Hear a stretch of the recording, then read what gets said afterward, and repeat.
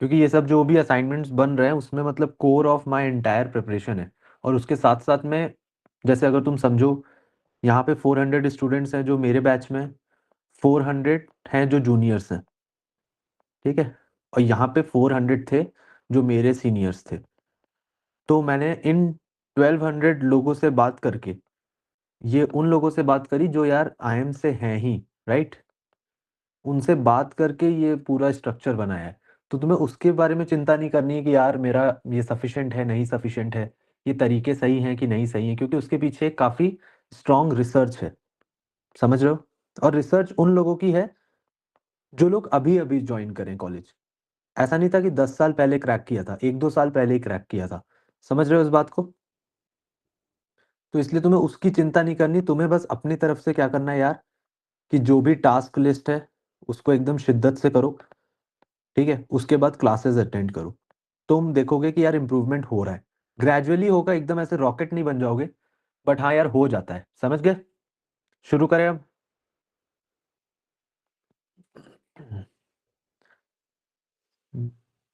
चलो, आज हम पढ़ेंगे LRDI, कि LRDI में क्या होता है।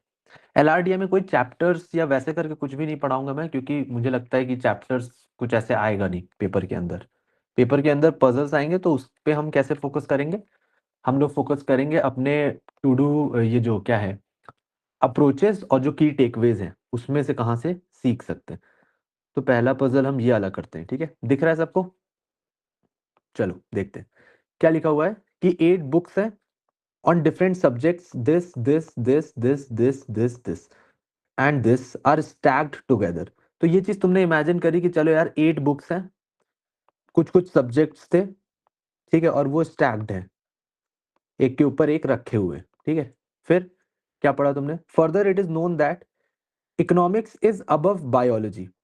इकोनॉमिक्स इज अबव बायोलॉजी, मतलब इसका क्या हुआ कि जहां पे इकोनॉमिक्स होगी, इको होगा, उस वो अबव बायोलॉजी होगा, राइट, ठीक है। बट यहां पे लिखा हुआ है अबव बायोलॉजी।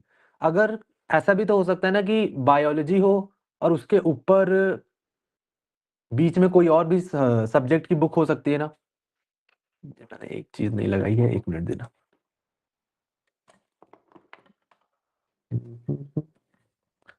ठीक है, मैं कह रहा हूं कि बायोलॉजी है, उसके ऊपर इकोनॉमिक्स है, इट्स नॉट नेसेसरी कि जस्ट ऊपर हो। तो हम ऐसे करके इसको रिप्रेजेंट करेंगे कि बायो है, उसके ऊपर कुछ बुक्स हो सकते हैं, फिर इको हो सकता है। Which is just above Hindi, which is just above Hindi, तो क्या मैं यहां पे ये बोल सकता हूं कि यार हिंदी होगा, उसके जस्ट ऊपर बायो होगा, क्योंकि क्वेश्चन में लिखा हुआ है, ठीक है। उसके आगे क्या लिखा है? Which is not at the bottom. तो ये जो विच लगा हुआ है वो किसके लिए लगा हुआ है? हिंदी के लिए लगा हुआ है, कि which is not at bottom. तो हम यहां पे ये कह सकते हैं कि यार ये बॉटम में नहीं होगा। ओके, फिर हम आगे बढ़ते हैं। पहला पॉइंट हमने देख लिया। दूसरा है कि there are only 2 books between geology and English. तो 2 बुक्स हैं, 2 बुक्स हैं जियोलॉजी और इंग्लिश के बीच में, ठीक है। बट ऐसा भी तो हो सकता है ना कि इंग्लिश की बुक ऊपर हो, फिर स्पेस स्पेस हो, फिर जियोलॉजी हो, राइट। तो उस केस में ऐसा भी हो सकता है कि इंग्लिश हो, स्पेस स्पेस जियोलॉजी हो, इस तरीके से भी हो सकता है। तो क्योंकि अगर दोनों तरीके पॉसिबल हैं, तो हम इसको फिक्स्ड नहीं मानेंगे, तो हम इसमें सर्कल बनाएंगे। सर्कल बनाएंगे का क्या मतलब है?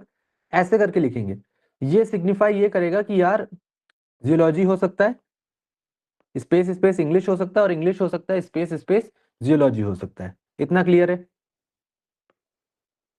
ठीक, आगे बढ़ते हैं। आगे क्या लिखा है कि number of books above chemistry is less than the number of books below it. Number of books above chemistry is less than number of books below it.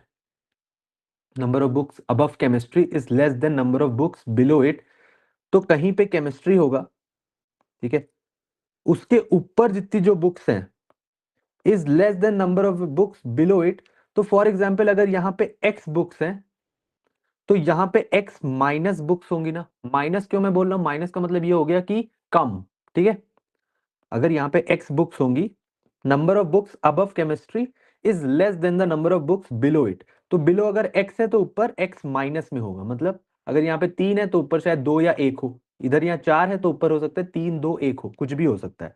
ठीक है, ये चीज समझ आई, आगे बढ़ते हैं। आगे लिखा है कि only only maths book is above geology, सिर्फ मैथ्स बुक जियोलॉजी के ऊपर है। हम 8 माइनस एक्स भी लिख सकते हैं, 8 माइनस एक्स हम लिख सकते हैं नो डाउट, बट उसमें हमें ये नहीं पता चलेगा ना कि यहां पे अगर तुमने x लिखा और यहां पे 8 माइनस एक्स लिख दिया, तो कैसे तुम सिग्निफाई करोगे कि यार ये वाली वैल्यू छोटी है इससे। समझे, वो बात सच है कि अगर ये x है तो वो 7 माइनस एक्स होगा वैसे तो, क्योंकि बीच में केमिस्ट्री भी होगा। तो ये चीज छोड़ देते हैं, हमें बस ये फोकस करना है कि केमिस्ट्री के नीचे जो था वो अपना तुम्हारा ये है ज्यादा है और केमिस्ट्री के ऊपर बुक्स कम है। ठीक है, आगे बढ़ते हैं। ये जो अभी डाउट आया था वो किस चीज का था? वो 8 - x वाले का ही था जो अभी आप बता रहे थे। हाँ वो नहीं है, वो उसको रहने दो। ठीक है, only maths book is above geology, only maths book is above geology मतलब मैथ्स लिखोगे उसके जस्ट ऊपर सिर्फ एक ही बुक है ना, क्योंकि लिखा हुआ है ओनली। ठीक है, तो जब तुम्हें इतनी इंफॉर्मेशन पता चली तो तुमने कहा यार स्टैक ऑफ बुक्स हैं, 8 बुक्स हैं, तो 1 2 3 4 5 6 7 8 होगा ऐसे करके। अब सिर्फ मैथ्स की बुक अबव है, तो क्या मैं ये लिख सकता हूँ कि मैथ्स यहां होगा तो जियोलॉजी यहां पे होगा? ठीक है, ये वाली कंडीशन के हिसाब से अगर हमने ये चीज लिख दी, तो हम क्या ये बोल सकते हैं कि यार ये जो जियोलॉजी स्पेस स्पेस इंग्लिश था, तो ऊपर तो हो नहीं सकता, अब इंग्लिश नीचे ही होना पड़ेगा कि स्पेस स्पेस इंग्लिश हो जाए। ठीक है, ये चीज भी हमें समझ आ गई। और अगर हमें ये चीज भी समझ आ गई तो हम क्या ये समझ सकते हैं कि यार ये जो इको लिखा है, बायो लिखा है, हिंदी लिखा हुआ है, इको बायो हिंदी, तो इको बायो हिंदी तो बहुत सारी जगहों पे आ सकता है कि जैसे अगर मैं तुम्हें दिखाऊं, इको यहां पे आ जाएगा, बायो यहां आ जाए, हिंदी यहां आ जाए, राइट? या फिर इको यहां आ जाए, बायो यहां आ जाए, हिंदी यहां आ जाए। ठीक है, ये चीजें समझ आ रही हैं, ये दो चीजें कि यार ये तो बहुत सारी पॉसिबिलिटीज हैं। तो हम इस चीज को थोड़ा सा रोक देते हैं क्योंकि यहाँ पे हमें बहुत सारे केसेस दिख रहे हैं, बहुत सारी पॉसिबिलिटीज दिख रही हैं। ओके, तो अब हम आगे कैसे प्रोसीड करें? हमने इसको यूज कर लिया, हमने इसको यूज कर लिया, एक ये केमिस्ट्री वाला पॉइंट था ना, केमिस्ट्री वाला पॉइंट था कि यार केमिस्ट्री के नीचे जो है नंबर वो बड़ा है ऊपर से, तो अगर बड़ा है ऊपर से, मिडिल वैल्यू कहां हो सकती है? क्या केमिस्ट्री यहां पे हो सकता है? नहीं हो सकता, क्यों? क्योंकि उसके ऊपर 4 है और उसके नीचे 3 है, तो ये तो गड़बड़ हो जाएगी।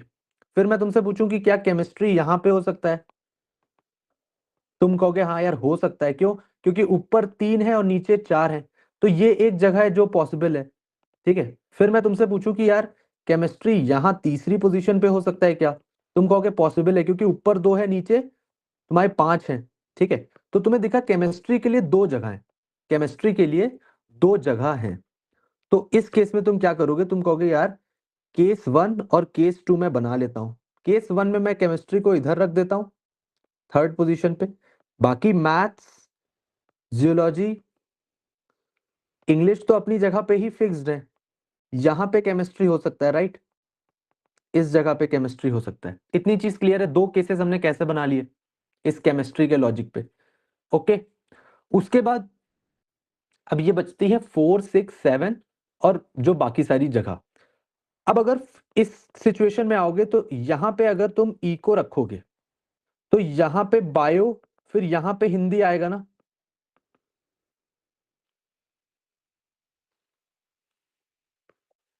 जो कि पॉसिबल नहीं है। अब हमें इको को रखने की जगह ढूंढनी है, तो क्या 8th पोजीशन पे इको हो सकता है? नहीं हो सकता, क्योंकि यार उसके नीचे बायो भी है, हिंदी भी है। यहां पे भी सिमिलर लॉजिक पे नहीं हो सकता है, यहां पे भी सिमिलर लॉजिक पे नहीं हो सकता है, राइट? अब अगर ये 3 जगहों पे नहीं हो सकता है तो सिर्फ एक ही जगह बचती है इको के लिए, जो कि ये हो गई। समझ गए? अब बायो रखना है और हिंदी रखना है, तुम रखना चाहो तो बायो ऐसे रखो और हिंदी यहां रखो, बट तुम हिंदी नीचे नहीं रख सकते हो, तो क्या तुम सिर्फ ऐसे ही रख सकते हो कि यहाँ पे तुम्हारी हिंदी हो जाए और बीच में बायो हो जाए और ये फिजिक्स हो जाए? इतनी चीज क्लियर है? ये एक पॉसिबल चीज दिख रही है। दूसरी चीज, अब सिमिलर लॉजिक पे 6, 7, 8 पोजीशन पे इको नहीं हो सकता, क्योंकि अगर 6 पे इको चला जाएगा, केस नंबर 2 की बात करता हूं अब मैं, कि अगर केस 2 में इको 6 पे चला जाएगा तो 8 पे हिंदी आ जाएगा, नॉट पॉसिबल। उसके नीचे तो ऑब्वियसली पॉसिबल नहीं है, तो फिर से इको इधर ही आएगा और फिर हिंदी यहीं पे आ सकता है और फिर बायो इधर आ जाएगा, फिर फिजिक्स आ जाएगा। क्या ये चीज समझ आती है? पूछो।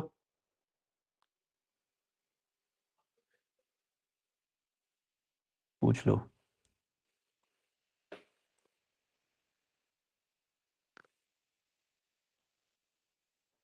सिर्फ केमिस्ट्री को अगर 4 पे दे तो क्या होगा? क्या? केमिस्ट्री को अगर 4 पे दे तो क्या होगा? हाँ, तो यहाँ पे केमिस्ट्री 4 पे है ना, तो वही तो केस 2 है। यहीं पे तो स्प्लिट करा था कि क्योंकि केमिस्ट्री की दो जगह हो रही थी, केमिस्ट्री की दो जगह हो रही थी, इसलिए हमने उसको बनाया था। अब जब ये हमारा बन गया, क्वेश्चन आता है, which book is at the bottom of the stack? Which book is at the bottom of the stack? क्या हम बता सकते हैं कि फिजिक्स होगी? और क्या दोनों केसेस में फिजिक्स है? और अगर दोनों केसेस में फिजिक्स है तो ये आंसर हो जाएगा क्या? पूछो क्वेश्चन। दो केसेस बन सकते हैं सेम टू सेम। केमिस्ट्री दो 3 पे भी सेटिस्फाई कर रहा है, 4 पे भी सेटिस्फाई कर रहा हाँ, है। दो केस बन जाते हैं, दो क्या ओके। चार केस भी बन जाते हैं।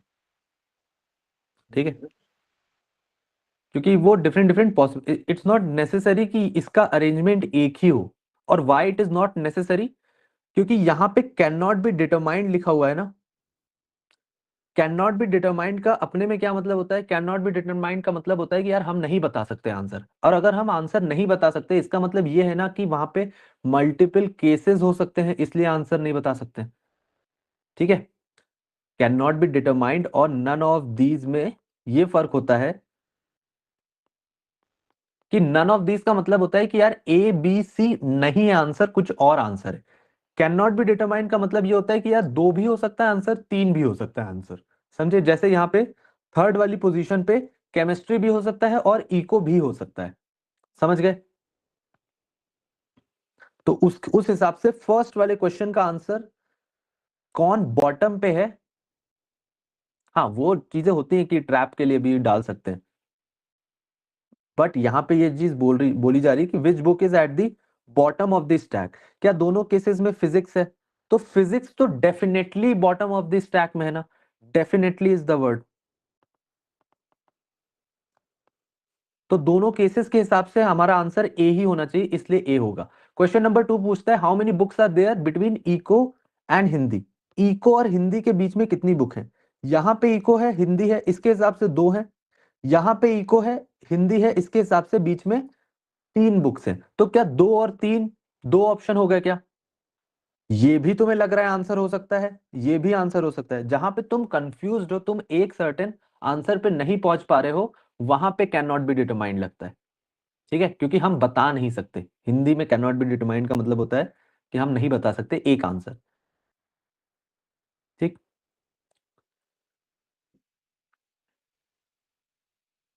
क्या पूछ लिया? क्या पूछ लिया? एक मिनट। इफ अगर दो ही होते ऑप्शन में, नहीं नहीं, अगर दो ही होता और तुम्हारे केसेस दो बन रहे होते, तब भी तुम कैन नॉट बी डिटरमाइंड लिखते, कि हम डेफिनेटली आंसर नहीं बता सकते। ठीक, ओके। आगे क्या आता है? आगे तुम्हारा आता है कि find the pair that does not exhibit a similar relationship as the other three pairs. Bio और हिंदी, बायो और हिंदी को अगर हम लोग देखें तो क्या ये साथ में है? एक साथ आगे पीछे लिखे हुए हैं। इको और केमिस्ट्री को अगर हम लोग देखें तो यहां पे साथ में है क्या, और यहां पे भी साथ में है क्या? इको केमिस्ट्री साथ साथ चल रहा है। फिर इंग्लिश और हिंदी, इंग्लिश और हिंदी, इंग्लिश हिंदी यहां पे दूर दूर है ना, 5 पे है, 7 पे है, यहां पे भी 5 पे है, 7 पे है।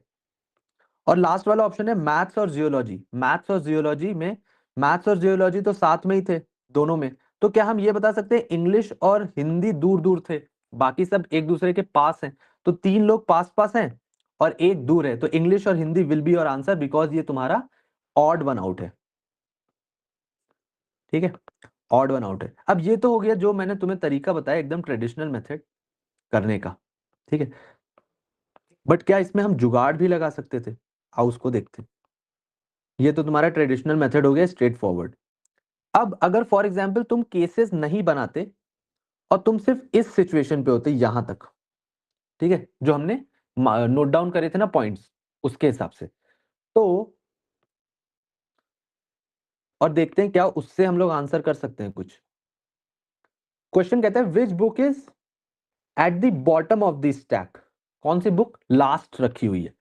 तो क्या हम ये बोल सकते हैं इको एक ऐसी बुक होगी जो लास्ट नहीं रखी जाएगी, क्योंकि इस कंडीशन के हिसाब से इको तो ऊपर आता है। Same thing goes for bio, same thing goes for Hindi. क्या हम ये मान सकते हैं इको, बायो और हिंदी नीचे बॉटम पे नहीं हो सकती हैं? तो इको, बायो और हिंदी बॉटम पे नहीं हो सकती है, तो क्या इको और हिंदी ऑप्शन एलिमिनेट हो गए?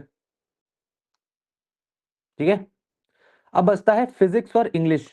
फिजिक्स और इंग्लिश, यहां पे इंग्लिश लिखा हुआ है और यहां पे जियोलॉजी लिखा हुआ है। ठीक है, इतनी चीज समझ आई है। और मैंने यहां पे एक कंडीशन लिखवाई थी कि सिर्फ मैथ्स ही है जो ऊपर है, सिर्फ मैथ्स है जो जियोलॉजी के ऊपर है। तो क्या हम उस हिसाब से ये समझ सकते थे कि इंग्लिश कहीं थर्ड फोर्थ फिफ्थ के अराउंड आ जाएगा? क्योंकि अगर मैथ्स फर्स्ट है, जियोलॉजी सेकंड है, तो कहीं ना कहीं थर्ड फोर्थ फिफ्थ पे इंग्लिश आएगा, तो इसका मतलब वो भी नहीं हो सकता है ना। तो क्या आंसर ऑटोमेटिकली फिजिक्स हो जाता बिना हमारे केसेस बनाए? ठीक है, ये चीज समझ आती है। उसके अलावा find the pair that does not exhibit a similar relationship as the other three में बायो और हिंदी लिखा हुआ है। बायो और हिंदी लिखा है, क्या हमें यहां पे पता है कि बायो और हिंदी एकदम चिपक के बैठे हैं? दिख रहा है हमारी कंडीशन के हिसाब से। और क्या हमें पता है कि मैथ्स और जियोलॉजी एकदम चिपक के बैठे हुए हैं क्योंकि हमारी कंडीशन ऐसी लिखी हुई थी? तो क्या हम ये समझ गए कि यार अगर दो दो ऑप्शंस सेम ट्रेड फॉलो कर रहे हैं जो कि ऐसे एडजेसेंट बैठने का, तो हम ये बोल सकते हैं कि यार आंसर ये दोनों तो नहीं होंगे क्योंकि ये दोनों तो सेम है। तो आंसर हमारा इंग्लिश और हिंदी और इको और केमिस्ट्री ही हो सकता है ना। इंग्लिश और हिंदी, इको और केमिस्ट्री ही हो सकता है। ठीक है, तो यहां पे भी तुम 2 ऑप्शन एलिमिनेट कर ले गए ना, और 2 ऑप्शन में तुम्हारे पास चॉइस है। तो ऐसा हो सकता है कि एग्जाम में तुम्हारे पास 5 ही मिनट है यार, और तुम केस वेस बना के नहीं कर सकते हो सॉल्व। बट क्या तुम question number 1, question number 3 answer कर सकते थे? क्वेश्चन नंबर 1 तो डेफिनेटली आंसर कर सकते थे। क्वेश्चन नंबर 3 में तुम्हें 2 में डाउट होता, बट मेरा ये सजेशन रहता है कि जब भी तुम्हें 2 में डाउट हो तो तुम हमेशा ऑप्शन मार्क करके आओ। क्यों? क्योंकि मैथमेटिकली तुम्हारा स्कोर बढ़ेगा ही। ठीक है, मैथमेटिकली तुम्हारा स्कोर बढ़ेगा ही। क्यों? क्योंकि हाफ हाफ चांस है सही और गलत होने में। अगर आधा चांस है सही होने में और सही नंबर मिल गए तो 3 मिल जाएंगे, प्लस हाफ चांस है गलत होने के, तो गलत होगा तो -1 मिलेगा। तो इसको जब करोगे तो 1.5 माइनस 0.5, तो तुम क्या पॉजिटिव 1 पे हो? ठीक है, तो क्या तुम इस तरीके से भी थोड़ा बहुत जुगाड़ लगा के भी आंसर निकाल सकते हो? देखो, एक ट्रेडिशनल मेथड तो आना ही चाहिए, बट उसके साथ साथ में ऐसी सिचुएशंस भी आएंगी डेफिनेटली पेपर के अंदर जहां पे तुम कहोगे कि यार मेरा नहीं सॉल्व हो रहा। ये तो चलो बहुत ही फर्स्ट पजल है तो इजी है और वो सारी चीजें, बट वहां पे थोड़ा सा पजल जब लेवल हाई होगा तो ये 3-3 नंबर बहुत इंपॉर्टेंट हो जाएंगे। क्यों इंपॉर्टेंट हो जाएंगे यार? क्योंकि 9 मार्क्स पे ideal time to solve this. यार ideal time to solve this अभी तो नहीं करते इस पे डिस्कशन, क्योंकि अभी फर्स्ट पजल करा है। ठीक है, अभी फर्स्ट टाइम देख रहे हैं चीजें कि कैसे करते हैं, क्या करते हैं। तो मे बी अगर 10-12 पजल करेंगे उसके बाद मैं बता सकता हूँ कि कितना टाइम लगेगा, क्योंकि अभी तो तुम लर्निंग फेज में हो। अभी तुम्हें ये सब सोचना भी नहीं चाहिए कि speed speed is not necessary, तुम्हारी सॉल्विंग इज। तुम अगर सॉल्व नहीं कर पा रहे हो तो वो प्रॉब्लम है। तो अभी सॉल्विंग पे फोकस करो, स्पीड को कैसे बढ़ाना है वो मॉक्स एंड ऑल वो सारी चीजें हमारी रहती हैं। तो मैं बता रहा था ये 9 मार्क्स पे एक्चुअल कैट में 77 परसेंटाइल बनता है अप्रोक्सीमेटली 3 क्वेश्चन करने पे। ठीक है, तो अगर तुम एक भी क्वेश्चन और अगर तुम यहाँ पे 12 मार्क्स मान लो तो वो 86 परसेंटाइल अप्रोक्सीमेटली हो जाती है, कट ऑफ जाती है 80 परसेंटाइल, ठीक है, ताकि तुम इंटरव्यूज दे सको। तो अगर तुम एक क्वेश्चन इस तरीके से निकाल लो जहां पे तुमने सॉल्व नहीं करा, मे बी 4-5 मिनट बचे हैं और तुमने जुगाड़ लगा के कर लिया और +3 हो गया है, और हो सकता है कि तुम 9 नंबर पे हो, तो तुम्हारे 12 हो जाएंगे और तुम्हारी सारी पॉसिबिलिटी आईएम्स के इंटरव्यू देने की खुल जाएगी ना। तो इसलिए ये सब मेथड्स भी इंपॉर्टेंट है जितने तुम्हारे ट्रेडिशनल मेथड्स हैं, ठीक है। अब इसमें हमने क्या क्या चीजें सीखी उसको लाओ एक बार नोट डाउन कर लेते हैं, फिर हम नेक्स्ट पजल पे बढ़ते हैं। यहाँ पे जो की टेकअवेज हैं तुम्हारे पास, वो पहला तो ये है कि अबव वर्सेस जस्ट अबव वाली चीज जो समझाई थी, राइट। दूसरी चीज जो थी निगेशन और काउंटर पार्ट। निगेशन ऑफ और काउंटर पार्ट का क्या मतलब है कि यार ये बॉटम पे नहीं है, हिंदी वाला बॉटम पे नहीं है, इसका मतलब है 1 2 3 4 5 पे हो सकता है ना, 6 7 पे भी हो सकता है। तो वो चीज होती है कि निगेट जो चीज हो रही है, जो चीज नहीं अलाउड है। फॉर एग्जाम्पल अगर मुझे व्हाइट कलर के कपड़े पहनना नहीं अलाउड है, तो क्या मेरे पास बाकी सारे ऑप्शंस अवेलेबल है? तो वही होता है काउंटर थिंकिंग। जो चीज नहीं अलाउड है वो तो आधी इंफॉर्मेशन है, तुम उसका इन्फ्रेंस लोगे जो चीजें अलाउड होंगी उससे, ठीक है। आगे बढ़े, फिर बिटवीन वाला एक पॉइंट समझा था कि यार जियोलॉजी और इंग्लिश के बीच में है, तो हमें ये नहीं पता था कि जियो ऊपर है कि इंग्लिश ऊपर है, तो हम ऐसे करके बनाते हैं, ठीक है। जब हम श्योर होते हैं तो हम ऐसे करके ब्लॉक बनाते हैं, ठीक। उसके बाद आता है ये एक ओनली, हमने सीखा था। ओनली क्या था? क्वेश्चन में लिखा था कि only maths book is above geology. तो इससे बहुत हेल्प हुई थी हमें सॉल्विंग करने में, क्योंकि सिर्फ एक ओनली वर्ड था तो हमने सीधे सीधे उसको यूज कर लिया था। तो ओनली वर्ड एक बहुत इंपॉर्टेंट कीवर्ड होगा तुम्हारे आगे पजल्स में भी, ओके। और एक और रूल सिखाता हूं तुम्हें, last one standing. Last one standing क्या होता है? यहां पे हमने 7 चीजें भर ली थी, उसके बाद हमें लास्ट में फिजिक्स हमने अपने आप लगा दिया था ना, ठीक है। जब हमारी 8 में से 7 जगह फिल हो जाएंगी तो ऑटोमेटिकली लास्ट वाला आ जाएगा। और अगर तुम पहला वाला क्वेश्चन देखो, उसमें पूछा था which book is at the bottom of the stack. इस पूरे यहां से लेके यहां तक कहीं पे भी फिजिक्स लिखा हुआ है क्या? कंस्ट्रेंट्स में, यहां वाला नहीं, कहीं पे भी फिजिक्स की बात नहीं करी गई थी। अब क्योंकि फिजिक्स की कहीं पे भी बात नहीं करी गई थी, तो हम ये चीज समझ सकते हैं कि यार जो अगर ऐसे इस तरह के क्वेश्चन आते हैं कि कौन सी चीज बॉटम ऑफ द स्टैक पे है, तो जब हम सॉल्विंग कर रहे होंगे तो बाकी सारी चीजें तो सेट होती जाएंगी। एक सिचुएशन ऐसी आएगी लास्ट में जहां पे एक जगह बचेगी, वहां पे उस वो वाला सब्जेक्ट सेट होगा जिसके बारे में बात नहीं हुई है। तो यहाँ पे देखो आंसर भी फिजिक्स है जिसके बारे में बात नहीं हुई है। तो ये एक छोटा सा लूप होल है, ठीक है, तुम्हारे कैट के पजल्स में। ये मुझे कैसे पता? जब मैंने डिफरेंट डिफरेंट पजल्स करे, पास्ट ईयर के करे, मॉक्स में करे, इधर करे उधर करे, तो मैंने देखा यार कि ये चीज एप्लीकेबल बहुत सारे पजल्स में हो रही है, तो उस चीज को मैंने नोट डाउन कर लिया, ठीक है, कि वही प्रोबेबल आंसर हो जाता है, ठीक है। अभी आगे दिखाऊंगा तो तुम समझोगे कि हाँ यार हो रहा है नहीं हो रहा है, रियल कैट के क्वेश्चंस में भी हो रहा है नहीं हो रहा है। पहले नहीं लेना है या ये क्वेश्चन देख लेता हूँ, क्वेश्चंस मैं देख लेता हूँ इससे रिलेटेड जो भी तुम पूछ रहे हो, फिर हम नेक्स्ट पजल पे जाते हैं, ठीक है। मल्टीपल केसेस को पहले नहीं लेना है, या ये भी एक की टेकअवे हो सकता है।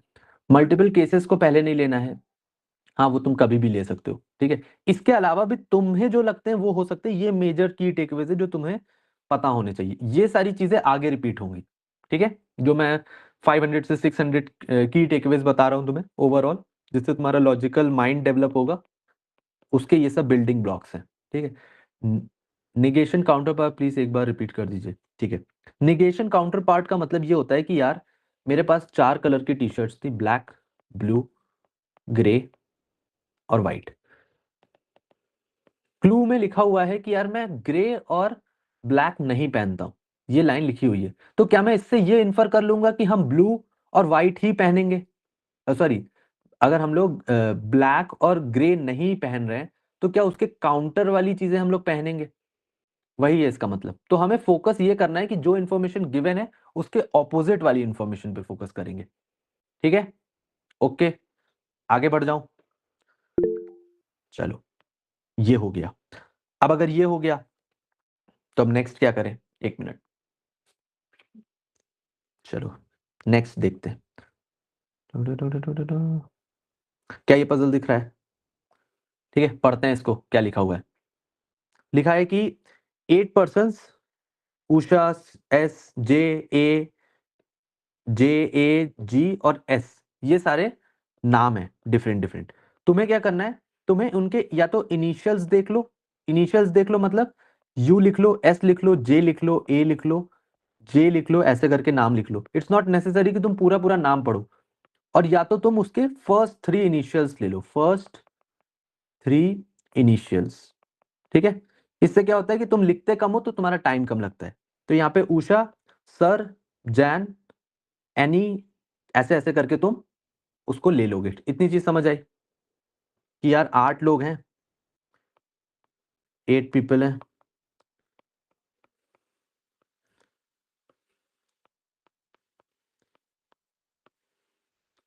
और अगर सबके इनिशियल्स डिफरेंट होते, इनिशियल्स मतलब कि जो फर्स्ट वर्ड होता है, सबके वर्ड्स डिफरेंट होते तो हम सिर्फ ABCD करके ले लेते ना, rather than writing their complete name.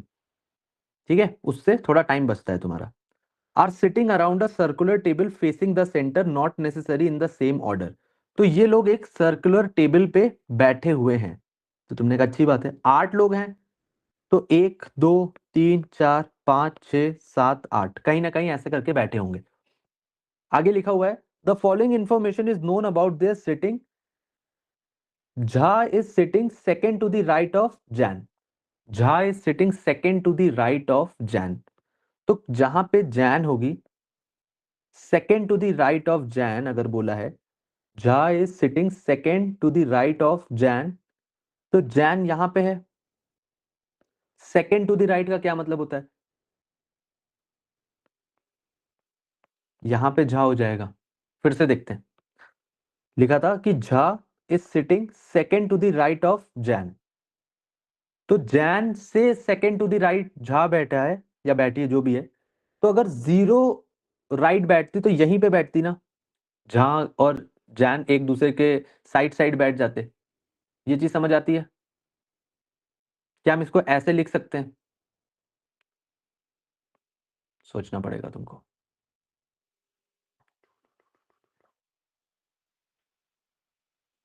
ठीक है, नहीं, नहीं लिख सकते। ठीक है, ये लाइन जो लिखी हुई है कि Jha is sitting second to the right of Jain, तो Jha is sitting second to the right of Jain, तो कहीं पे जैन होगी उसके second to the right. 0th to the right अगर होता तो क्या यहीं पे ही झा हो जाता? मैं तुमसे ये पूछा, 0th टू द राइट होता तो क्या झा और जैन एक ही सीट पे बैठते? ठीक है, तो अगर 1 टू द राइट होता तो यहां बैठते, तो 2 टू द राइट होता तो ऐसे बैठते ना, तभी मैंने 0 1 2 बनाया। ठीक है, तो उस हिसाब से जैन 0 1 2 फिर झा होगा। ठीक है, तो Jha is sitting second to the right of Jain, ये चीज हमने लिख ली। आगे लिखा है Annie and Sur are sitting opposite each other, Annie and Sur are sitting opposite each other, तो एनी ऑपोजिट सर लिख दूं ऐसे करके मैं। ठीक है, ये इंफॉर्मेशन हमने उसको बना लिया।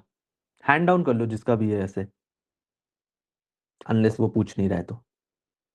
Are sitting opposite to each other, ये इंफॉर्मेशन भी हमने लिख ली।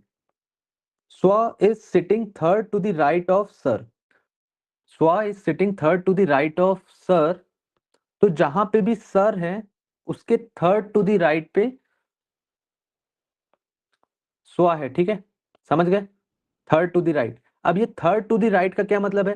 0th होता तो यहां पे होता, 1 यहां पे, 2 यहां पे, 3 यहां पे, ऐसे लिख दूं मैं। ओके, हमने ऊपर से जो सीखा ये भी लिख लिया। Usha and Ash are sitting opposite each other, Usha and Ash are sitting opposite each other, तो क्या मैं उषा के ऑपोजिट ऐश लिख सकता हूं? ठीक, ये भी लिख दिया हमने। इधर गिरी और Usha is sitting adjacent to sir, इधर गिरी और Usha is sitting adjacent to sir, गिरी या उषा एडजेसेंट टू सर है, तो यहां पे जो सर थे उनके एडजेसेंट मतलब उसके आजू बाजू या तो उषा बैठी है या तो गिरी बैठा है।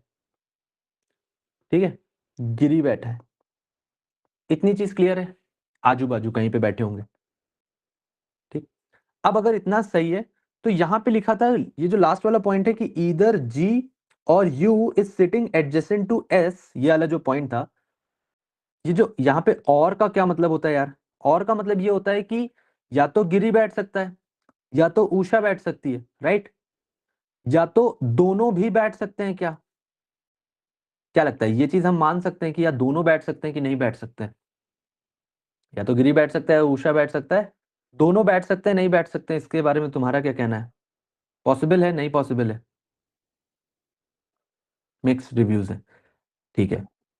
ठीक है, अब देखते हैं, अगर ये चीज ऐसे लिखी होती, फॉर एग्जाम्पल तुम अगर मानते हो कि यार मैं अपने आप को सक्सेसफुल मानूंगा अगर मैं आईएम में चला जाता हूं या फिर मैं आईएएस बन जाता हूं, ठीक है, कोई एक बंदा ऐसा बोल रहा है, अगर वो आईएम चला गया तो वो क्या अपने आप को सक्सेसफुल मान रहा है? मान रहा है, राइट? आईएएस बन जा रहा है तो तब भी अपने आप को सक्सेसफुल मान रहा है, बट अगर वो दोनों बन जा रहा है तो क्या वो अनसक्सेसफुल अपने आप को मानेगा? नहीं मानेगा ना। तो इसीलिए इधर जी बैठ सकता है या यू बैठ सकता है, और एक सिचुएशन ऐसी होती है कि दोनों भी बैठ सकते हैं। क्या ये वाला एग्जाम्पल तुम्हें याद रहेगा इन फ्यूचर जहां पे और वाली सिचुएशन आएगी? ठीक है, तो ये एक छोटी सी गलती होती है जो अक्सर लोग कर देते हैं। तो ये और वाली चीज के हिसाब से हमें समझ आया यार, इन दोनों पोजीशन पे या तो एक पर्सन इसमें से सेलेक्ट होगा या तो दोनों भी सेलेक्ट हो सकते हैं। ठीक है, आगे बढ़ू। अब हमने इतनी सारी इंफॉर्मेशन लिख ली कि यार यही सब चीजें लिखी हुई थी, मैंने लिख डाला है। क्वेश्चन एक बार पढ़ लेते हैं। Who is sitting to the immediate right of J? Jain.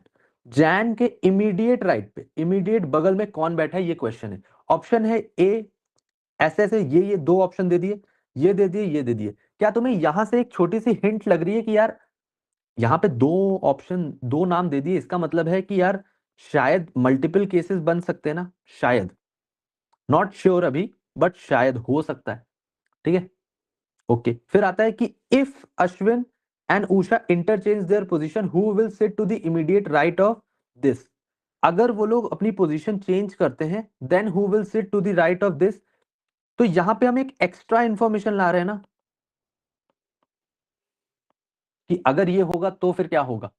तो एक्स्ट्रा इंफॉर्मेशन ला रहे हैं तो इसका मतलब ये है कि जो भी हमने बनाया होगा पजल वो कंप्लीट नहीं होगा अपने में, उसमें कुछ एक्स्ट्रा इंफॉर्मेशन डालोगे तब कुछ आंसर निकलेगा। तो इसका मतलब है कि वहां पे मल्टीपल केसेस हो सकते हैं ना?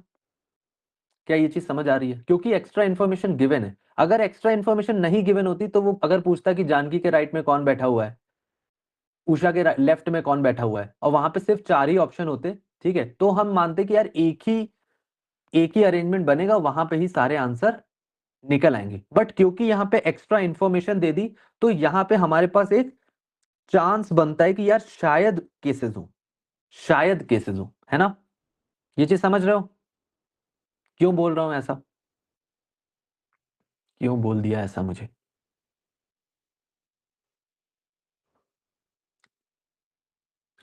ओके, अगर सब कुछ स्ट्रेट फॉरवर्ड वे में लिखा होता कि यहां पे ए बैठेगा, फॉर एग्जांपल यहां बी, यहां सी, यहां डी, यहां ई, यहां एफ, ठीक है, तो क्या हमें ये एक्स्ट्रा इंफॉर्मेशन की जरूरत भी पड़ती इस क्वेश्चन को आंसर करने में? तो हमें एक्स्ट्रा इंफॉर्मेशन की जरूरत नहीं पड़ती क्योंकि यार सब कोई अपनी जगह पे फिक्स्ड पोजीशन पे बैठा हुआ है। जब तुम्हें नहीं पता है कि यार इस पोजीशन पे ए भी बैठ सकता है, एफ भी बैठ सकता है, और इस पोजीशन पे ए भी बैठ सकता है, एफ भी बैठ सकता है, तब तुम एक एक्स्ट्रा इंफॉर्मेशन देते हो टू आंसर द क्वेश्चन। ठीक है, तो वो वाली बात हो रही है। तो कहीं ना कहीं थोड़ी बहुत हिंट मिल रही है, वो जब हम आगे बढ़ेंगे कैसे होगा वो सब अभी हम देखते हैं। बट अंदर ही अंदर मुझे लग रहा है कि यार शायद केसेस बने। ठीक, तो अब हम ये वाली सिचुएशन पे वापस हैं। एक कंडीशन थी कि जैन स्पेस झा ऐसे बैठा है, एनी के ऑपोजिट में सर है, उसके ऐसे इधर है और इधर उधर ऐसे लोग हैं। हमें ये फर्स्ट हिंट है, ये सेकंड हिंट है, ये थर्ड हिंट है। कौन सी ऐसी हिंट है जिससे हम लोग ज्यादा से ज्यादा एरिया कवर कर लेंगे? मतलब एरिया कवर कर लेंगे मतलब कि ज्यादा से ज्यादा चीजें हम लोग रख सकते हैं। तो वो तुम्हें सेकंड दिख रही है ना? ठीक है, सेकंड दिख रही है। अब अगर सेकंड दिख रही है तो हम यहां पे सर को मान लेते हैं। अगर हमने यहां पे सर को माना तो उसके ऑपोजिट एनी। ठीक है, और सर के स्पेस स्पेस स्पेस पे स्व। ठीक है, इतनी इंफॉर्मेशन क्लियर है? इतनी इंफॉर्मेशन क्लियर है। और ये भी एक इंफॉर्मेशन थी कि यार सर के आजू बाजू शायद उषा या गिरी हो, और इनमें से एक पर्सन तो होना ही चाहिए, और दो भी हो सकते हैं। एक पर्सन तो होना ही चाहिए, जीरो नहीं हो सकता। ऐसा नहीं हो सकता कि सर के आजू बाजू उषा भी नहीं है, गिरी भी नहीं है, क्योंकि वो जो सक्सेसफुल वाला था कि आई एम या फिर आई एस, तो उसमें से एटलीस्ट वन होना चाहिए।